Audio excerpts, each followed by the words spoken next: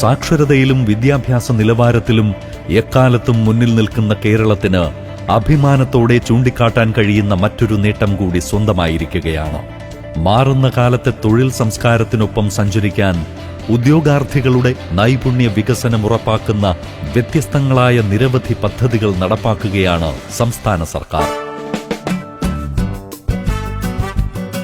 തൊഴിലന്വേഷകർ നൈപുണ്യമാർജിക്കേണ്ടതിന്റെ ആവശ്യകത തിരിച്ചറിഞ്ഞുകൊണ്ട് അവരുടെ ഗുണനിലവാരവും വൈദഗ്ധ്യവും വികസിപ്പിക്കാനുള്ള നടപടികൾക്കാണ് സർക്കാർ പ്രാധാന്യം നൽകുന്നത്.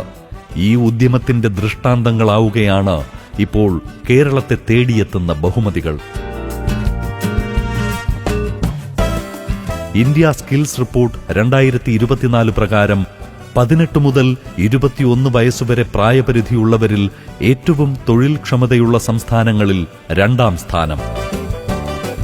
കമ്പ്യൂട്ടർ നൈപുണ്യത്തിൽ മുൻനിരയിൽ.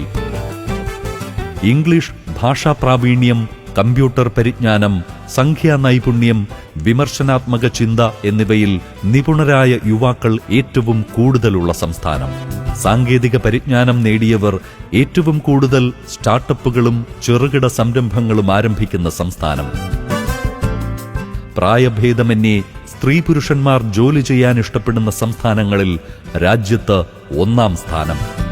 നൈപുണ്യ വികസന പരിശീലനത്തിൽ കഴിഞ്ഞ 7.5 വർഷമായി മുഖ്യമന്ത്രി പിണറായി വിജയന്റെ നേതൃത്വത്തിലുള്ള സർക്കാർ മുന്നോട്ടുവച്ച മാതൃകാപരമായ ഇടപെടലുകളും പദ്ധതികളും കൊണ്ട് മാത്രമാണ് കേരളത്തിന് ഈ നേട്ടങ്ങളെല്ലാം കൈവരിക്കാനായത്.